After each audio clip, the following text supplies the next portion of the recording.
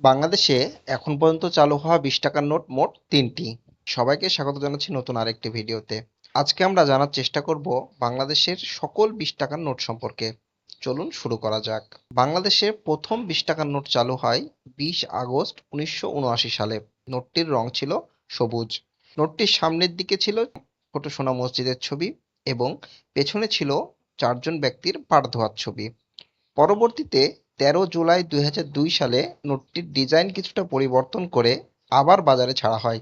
এই সময়েও এটির রং ছিল সবুজ এবং নোটটির সামনে এবং পেছনের কোনো ছবির পরিবর্তন হয় না। সামনে ছিল ছোট সোনা মসজিদের ছবি এবং পেছনে ছিল পাড় ধোয়ার ছবি। সর্বশেষ ৭ মার্চ ২০১২ সালে আরও একটি নতুন ডিজাইন ২০ টাকার নোট বাজারে আসে। এই নোটটির রঙও ছিল সবুজ। এর সামনে ছিল শেখ মুজিবুর রহমানের ছবি এবং পেছনে ৬০ গম্বুজ মসজিদের ছবি রয়েছে।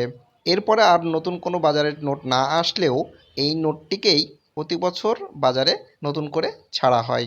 নোট সম্পর্কে আরও জানতে চ্যানেলটিকে সাবস্ক্রাইব করুন